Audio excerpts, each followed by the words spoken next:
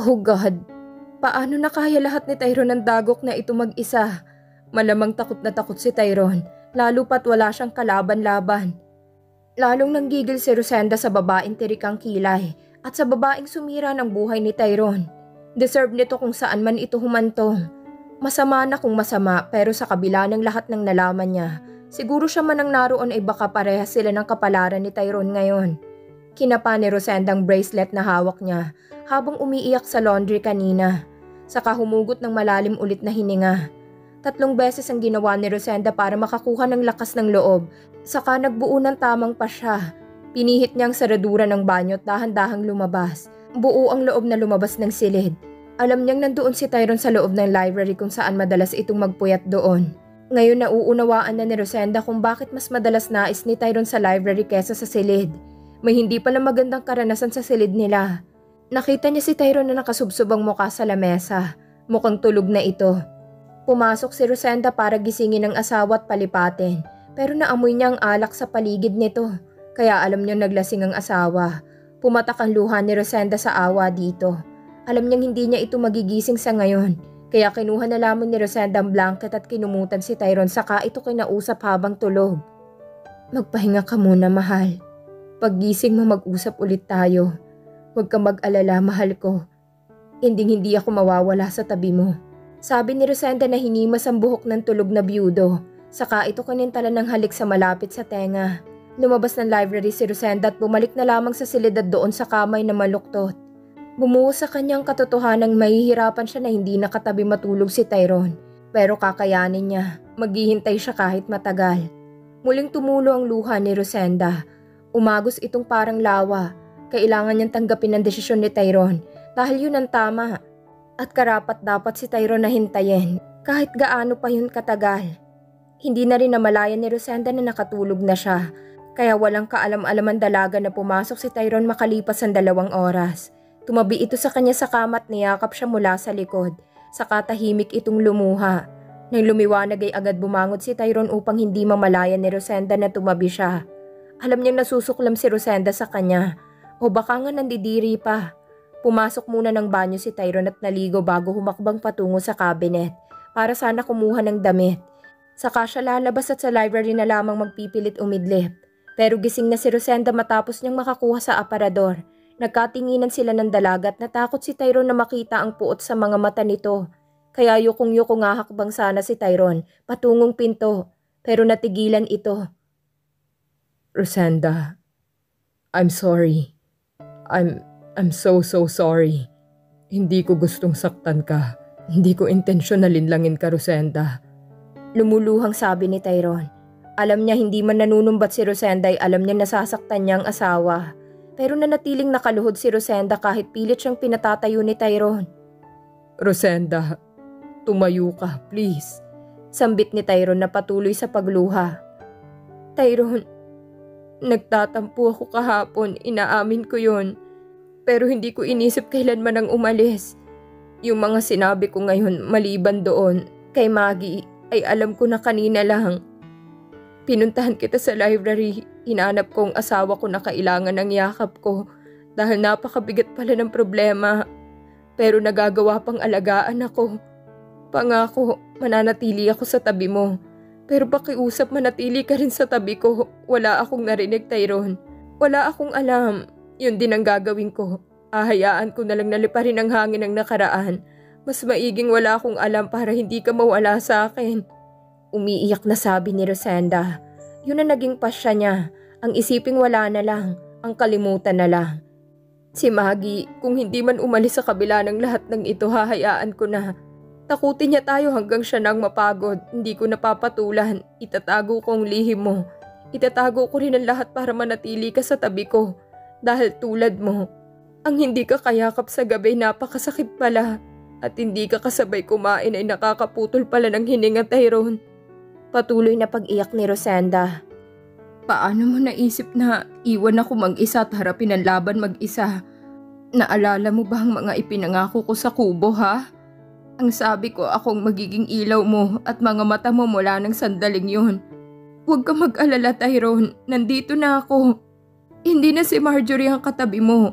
Wala nang mananakit sa'yo at lalong wala nang mananamantala. Ako nang may-ari ng bahay, hindi ba? Sige, ang bahay na to tatanggapin ko. Pero lahat ng pera at assets mo gusto kong ibalik mo sa pangalan mo. Final answer. Bawal umangal. Gets mo? Umiiyak na sabi ni Rosenda. Pero Rosenda, kailangan ko pa. Pero mga labi ni Rosendang sumalubong sa kanya. Kaya hindi na nakapagsalita pa si Tyrone pagkatapos ay niyakap siya nito ng mahigpit. Mahigpit na mahigpit. I'm so sorry, Tyrone.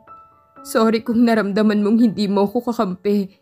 Sorry kung minsan dumadagdag pa pala ako sa mga alalahanin mo. Sorry hindi ko nasunod ang pakiusap mo. Pero sorry pa din kasi medyo parehas kami ni Maggie. Kahit ipagtabuyan mo, sisiksik ako sa'yo. Kahit ayawan mo, magpipilit pa rin ako. Payag ako kahit dalawa kami. Kahit siya ang una o siya ang legal, wala na akong pake. Basta dito lang ako sa silid mo, sa tabi mo. Kasi hindi ko kayang mawala ka. Umiyak na naman ang umiyak si Rosenda. Teka Rosenda. Sandali nga, may mali eh. Anong siyang una? Anong siyang legal na pinagsasabi mo? Kakasabi ko lang na hindi ko gustong nangyari, hindi ba? Wait, don't tell me. Iniisip mo na may relasyon kami ni Maggie until now, sweetheart? Nalalaki pa ang mata ni Tyrone. Kasi, nakita ko kayo kanina, alam mo na yun, gets mo na yun. Sabi ni Rosenda na nahawa na ni Tando. Listen very well, sweetheart. I grabbed her in the corner kasi sa kanya nabaling ang inis ko dahil hindi kita makita. Takot na takot ako kanina. She grabbed me and kissed me. Narinig mo, Rosenda, she kissed me. Hindi ko siya hinalikan and if nakita mo, dapat nakita mo na inalis ko agad ang kamay niya at sinakal ko pa. That moment, Rosenda, sinabi ko kay Maggie na umalis na siya dahil susuko na ako. Sabi ni Tyrone. Kasi sabi niya, bumababa ka daw palagi at inahanap-hanap mo ang katas niya. And you believe her? Nagpakasasa siya sa katawan ko nang hindi ko alam, Rosenda. Right after makita ko na siya yun, I swear to God, ni Sulyap Rosenda, hindi ko na tinapunan ng babaeng yun. Hindi ako hayok sa babae para kahit biyanan ko patusin ko. Kahit sabihin pang halos 10 taon lang ang tanda niya sa akin. Sukdulan ng suklam ko sa kanya, Rosenda. How can you think of me that way? Jesus! Kasi malay ko ba, saka kasi sabi niya, ewan basta. Sabi ni Rosenda na hindi mahagilap ang sasabihin. Alam ni Rosenda na hindi matatahimik si Maggie, lalo na sa ginawa niya kanina lang. Lalo pat nalaman niya pang ilang kasamaan nito. Mukhang ipinanganak sa impyerno ang babae at umahon lang sa lupa at nagkatawang tao. Pero handa na siya. Kung pinapaikot nitong sekreto ni Tyrone, gagamitin din niyang sekretong mga nakuha niya sa CCTV camera. Mata sa mata, ipin sa ipin na ang labanan. Alam ko, masarap ang pinakain mo kanina, sweetheart, pero kumakalam ng sikmura ko, sweetheart. Pangatlong araw ko na pala itong walang kain kundi kape lang. Sabi ni Tyrone. Ano? Ay oo nga pala, kaya nga pala kita hinanap. Teka, anong oras na ba? Sabi ni Rosenda na biglang napabalikwas. Madilim na sa labas, sweetheart. What? Maghapon tayong nagsisiping? Parang. Napapangiting sagot ni Tyrone. Wait lang mahal, baba na tayo, magpapahain ako ng makakain na tayo. Saka ngayon ko nga pala sisindihan ng ilaw ng star ng Christmas tree kasi December 1 na mahal. Dapat sabay nating sisindihan ng star at ilaw eh. Masayang yaya ni Rosenda. Pansamantala muna nilang iisang tabi ang lahat ng problema ngayong araw na to. Okay sweetheart, mauna ka na. Pakisabi kay Manang ipagsangag ako. Kahit gabi na, gusto ko ng sinangag. Bubuhos lang ako, sweetheart. Ang lagkit ko. Sabi ni Tyrone. Nauna na nga bumaba si Rosenda at binitbit ang halos 3 malalaking shopping bag at dumako na sa kusina. Saktong naabutan niya si Manang na naghahanda ng lamesa. Magandang sulyap nito at maganda ang ngiti. Hindi man magtanong ang dalagay, alam na ng mga ito na nagkasundo na sila ni Tyrone dahil halos maghapon silang nagkulong sa silid nila. Sakto naman pumasok si Tando at nakitang mga ngiti ni Rosenda. Aba naku, hindi na ako mukhang nagkaanuhan na eh. Salamat naman at maayos na ang dahil Diyos ko, ako'y anong-ano na.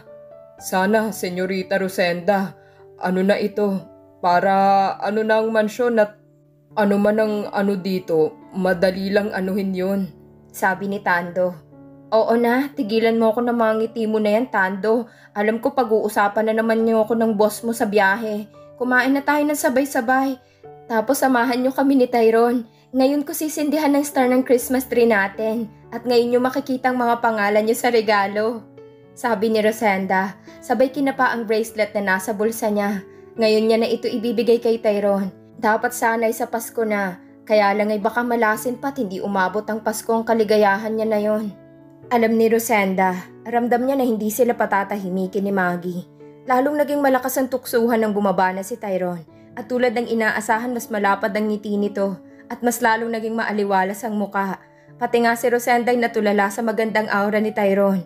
Hindi siya makapaniwalang may mas igagwapo pa pala ang mala Richard Gomez niyang asawa. Baka na naman ng Aba kung makaano kayo eh. Parang kayo lang ang Sabi ni Tando na naroon at nagsasali ng tubig sa pitchel. Naku sir, alam kong anong ka ngayon at alam ko rin na hindi kita maiistorbo sa Ang kaso lang sir, kailangan mong umano kasi tumawag si sa La Union sir. Mukhang kailangan ka sa sir. Dagdag ni Tando. Itigil mo yung ngisi mo Tando, mukha ka ng baliw. Oo na, masaya ako ngayon. Napakasaya. Ito na atang pinakamasayang araw ng buhay ko. Sabi ni Tyrone sabay sulyap sa noon ay abalang si Rosenda. Tinutulungan nito si Manang Sita na gumawa ng juice. Kahit pa nga panay ang tapik ng matanda sa kamay niya at binabawalan siyang kumilos. Manang Sita, Tando, mabuti pa ho ay sabayan niyo na kaming kumain. Si Margie ba tulog na? Usisa ni Tyrone. Tulog na sir, saka sir kumain na po kami. Sagot ni Tando. Di magkape na lamang. Suhestyon ni Manang Sita. At tiya, magiging ako ng lovebird natin. Scorer ako ng nila. Aba, baka naman bigla kong maanong asawa ko sa kakaano ko sa kanila eh. Diyos ko, manganganak ng baka maano ko pa. Binatukan naman ng malumanay lamang ni Manang Sita ang pamangkin. Natawa naman si Rosenda at Tyrone na nagkatinginan pa. Sa tagal kasi nilang nakakasama ang alalay ni Tyrone ay parang gets na nilang mga nito na puro Masayang nagkatawanan na naman ang lahat. Kahit kasi nagrereklamo si Tandoy, tinimplahan pa rin ito ni Manang Sita ng kape. Bagamat hindi pa rin kumain ang matanda ay nanatili rin ito sa kusina at nakipagpalitan ng kwento sa mag-asawang bakas ang kaligayahan sa muka. Alam ng matanda na kung ano man ang naganap o kung ano ang naging pag-uusap ng dalaway para sa ikabubuti. Ngayon lamang niya nakitang ganito kaliwanag at kasaya ang mukha ni Tyrone. Magmula nang iakyat nito sa bahay noon si Marjorie. Ngayon lamang niya nakitang totoong ningning ng mga mata ni Tyrone. Tama ang hinala niya. Si Rosenda ang tunay na nakatakda ng tadhana para sa amo nila. Maging ang puso ng matanda ay napupuno ng galak. Sa wakas sa loob ng halos 5 taon magiging maaliwalas na rin ang bahay na ito. Magiging masayang tahanan na rin ang bahay ni Tyrone. Natapos sa masayang kwentuhan at asaran ng tagpong yon. Maging si Margie kasi nagising na din dahil saktong magbabanyo ito nang marinig ang malakas na tawa ng asawa. Kaya nakiupo na rin ito at hindi na bumalik sa silid. Nauwi sa usapang pangalan ng magiging anak ni Tando hanggang sa kukuning sponsor si na Tyrone hanggang sa pinangakuan sila ni Tyrone na tutulungan na makakuha ng sariling bahay na malapit kay Tyrone para magpatuloy sa pagtatrabaho ang mag-asawa at magiging uwian na lamang sila. Hindi kasi pumayag si Tyrone sa balak ni Tando na matapos manganak ni Margie ay sa probinsya na maninirahan ng mag-asawa dahil naroon daw ang bahay ng magulang ni Margie. Lingid sa kaalaman ng 4 na masasayang nagkwekwentuhan. 2 nagbabagang mga matang nagmamasid mula sa pinagkukublehan. Halos magdugo ang palad na nakakuyom ang animong nakakubli sa kabinet dahil sa kinikimkim na galit at selo sa mga nakikita. Nanggigil ang ipin at bagang nito. Nang naabot ng paningin ng kamay na magka-holding hands pa, kitang-kita niyang pagsandal ng ulo ng babae sa lalaki at bawat haplos ng lalaki sa balikat ng babae lalong-lalo na ang masaya at malakas na tawa nito habang nakatingin sa babaeng tila naman namumula sa kilig. Pumasok ng pasimple ang anino sabay kinuhang maliit na kutsilyo. Saka inasintang mata ng poster sa dingding niya, lalong halos magbuga ng apoy ang mga mata ng anino sa dilim. Hindi niya matanggap ang nakikita. Hindi niya papayagang maging masaya ang babaeng halos dukutin niya ang mga matang nakatutok ngayon sa lalaking dapat ay kanya lamang. Ang tawanan at lambingan ng hating gabing yun ay nagpatuloy sa silid ni Rosenda at Tyrone. Ang kaninang mga halakakatawanan ng kaligayahan ay naging mahihinang ungol at halinghing ng ipagpatuloy nila ang kaligayahan sa silid nila sa mas intimate na paraan. Hindi pinalipas ni Tyrone ang nakitang masasarap na ngiti at titig na iyon ni Rosenda sa kanya. Na sa totoo lang habang sa hapagkainan pa lamang ay nagiinit na siya dahil binubuhay madalas ni Rosenda ang mahinahon niyang pagkatao. Dahil pagdating kay Rosenda, nawawala ang salitang hinay-hinay sa kanya. Kinaumagahan ay maagang gumayak si Tyrone. Halos tumaba na naman ang puso niya sa labis na saya nang makita niyang gising na si Rosenda at personal na inaasikasong damit niya. Alam ni Rosenda na may lakad sila ni Tando ngayon dahil napag-usapan nila kagabi. Good morning, sweetheart. Kanina ka pa ba gising? Bati ni Tyrone sa bayakap kay Rosenda mula sa likod. Yes, good morning love. Inaayos ko lang tong susuotin mo. Sagot ni Rosenda na humarap naman kay Tyrone at kinintala ng halik sa labi ang asawa. Pero sinalubong ito ng mas mainit na halik ni Tyrone. Kung hindi lang kami aabuti ng rush hour, sweetheart. Malamang umaga pa lang, papagurin na naman kita. Pilyong sabi nito na tinigilan na sa wakas ang malalim na halik kay Rosenda. Mag-shower ka na love, tapos na ako at magbibihis na rin. Sabi ni Rosenda na ikinatitig ni Tyrone sa kanya. May lakad ka din, sweetheart? Ang aga naman. Teka sandali, wala si Tando kaya sinong maghahatid sa'yo? Teka, paano ka uuwi? Wait, gigisingin ko si Manang para samahan ka. I-book ko na lang kayo ng taxi balikan para hindi na kayo mahirapang mag-abang. Dapat pala makapag-hire pa tayo ng isa pang driver para sa'yo. O kaya mag-aral ka sana mag-drive, sweetheart. Sunod-sunod na sabi ni Tyrone na parang biglang nagpanik. Ngayon lamang niya napagtanto na paano nga pala ang asawa kapag malayo siya at walang naiiwan na driver sa bahay niya. Wait love, relax. Oo, aalis ako. No need para kumuha ng driver. Aalis ako dahil sasama ako sa'yo. Ayaw mo ba? Sabi ni Rosenda. Wait, what? Sasama ka sa akin? You mean, sweetheart, sasamahan mo talaga ako? Hindi makapaniwalang sabi ni Tyrone. For the first time ngayon lang siya na-excite ng ganito na may makakasamang asawa sa trabaho. Minsan naman na niyang nakasama si Marjorie noon. Minsan niya itong pinakiusapan na samahan siya sa pag-report sa mga kumpanya para sana makilala naman siya ng kanyang mga empleyado since maaaring isa sa mga araw na ito ay maaari niyang pamahalain si Marjorie ng negosyo kung nanaisin nito. Halos nakailang ulit siyang pakiusap hanggang sa napilitan na lamang itong sumama dahil na din sa pangungumbinsi ni Maggie. Pagdating sa site ay halos na natili lamang si Marjorie sa office niya dahil ayaw nito ng malayong lakaran at ayaw ding mainitan. Hindi rin ito magiliw sa mga taong naaabutan at sadyang mainipin nga siguro dahil hindi pa man nag-iisang oras ay umuuwi na ito ng kusa at nagpapahatid kay Tando. Pero ngayon napakaligaya niya dahil mismong ang asawa niyang naisumama ngayon. Hindi kailangang pilitin at walang mahabang paliwanagan. Oo love, sasama nga ako. Ayaw mo naman ata eh. Sige, dito na lang ako magmumukmok sa silid natin kung ayaw mo. Sinong nagsabing ayaw ko, sweetheart? Abay, excited pa nga ako at ang saya-saya ko, Rosenda.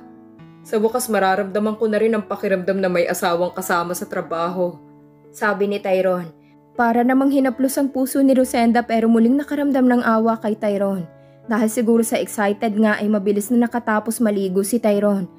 At agad-agad na nagbihis pero bago sila lumabas ng pinto ay pinagpalit siya ni Tyrone ng suot na blouse. Sweetheart, sa akin lang ang tanawin na yan. Akin lang ang dalawang baby ko na yan. Okay lang ba kung mag-t-shirt ka na lang ng medyo fit para bagay sa suot mong type na maong? Mahinahong pakiusap ni Tyrone. Ayaw niyang magtunog istrikto o kaya ay maselan. Nagpalit naman agad si Rosenda dahil naiintindihan niya ang punto ni Tyrone. Nakalimutan din kasi niyang si Tyrone nga palang boss kaya sinikap ni Rosenda na magmukhang disente. Naging masigla sa biyahe si Tyrone. Yun din ang first time na naging masigla at madaldal si Tyrone sa lahat ng biyahe nila ni Tando patungo sa trabaho. Pero ang mas ikinataba ng puso ni Tyrone ay ang naging attitude ni Rosenda nang makarating na sa kumpanya. Inaasahan na niyang mamamangha ito sa laki ng building pero mas siya ang namangha sa pagiging down to earth ni Rosenda. Mabait at magalang ito kapag binabati ito ng mga empleyado. Isang matamis na ngiti at magalang na pagbati rin ang sagot at salubong nito sa kanyang mga senior employee. kung saan ay ipinapakilala niya si Rosenda bilang bagong asawa. Hindi din pumayag si Rosenda na manatili lamang sa opisina. Sinabi sa kanya ng asawa na sasamahan ito at aalalayan. Si Tanto ang palaging gumagawa noon at naghahatid sa kanya sa loob pero si Rosenda ang gumagawa ngayon. Maging ang gawain ni Tando at ni Bella na sekretary niya doon ay inuusisa ni Rosenda at nakiusap na siya na lang ang magtitimpla ng kape o kaya ang maghahanda ng pagkain nila. Kaya lalong nalunod sa kaligayahan ng puso ni Tyrone. Sa loob ng maghapon ay naging magaan ang araw na yon ni Tyrone. At ang pinakamagandang nangyari ng araw na yon ay ang matagumpay na naging outcome ng lakad nila. Dahil nakinig siya sa suggestion ni Rosenda ay naayos ang gusot nila sa unyon ng magagawa sa pabrika. Minsan naiisip ni Tyrone kung what if nakilala niya si Rosenda ng mas maaga. Siguro napakaligaya niya ngayon. Siguro baka maaga pa noon na gumagaling siya. O siguro baka nga hindi siya nagkasakit dahil masarap mag-alaga si Rosenda. Biglang sumagi sa isipan ni Tyrone ang sitwasyon nila ni Rosenda pati ang mga banta ni Maggie. At ang katotohanan nga harapin na niya sa mga araw na ito. Nakaramdam ng hungkag na pakiramdam si Tyrone. Parang ngayon pa lang ay nalulungkot na siya at di niya alam kung kakayanin niyang paglabanan ng lungkot at anxiety na malayo siya sa dalaga. Samantala si Tyrone naman ay marahang hinahaplos ang pisngi ng asawa. Kitang-kita na niya ngayon ang ningning sa mga mata ni Rosenda. Nababasa na niya ang pagmamahal sa mga kilos nito at napakaswerte niyang dumating sa buhay niya si Rosenda. Ngayon pa nga lang para na siyang nasa ulap Kaya naman may nabuo ng balak sa isipan ni Tyrone ng mga sandaling yon. Isang puno ng pagmamahal na halik ang iginawad ni Tyrone sa pinakamamahal na dalaga bago payapang ipinikit ang mga mata.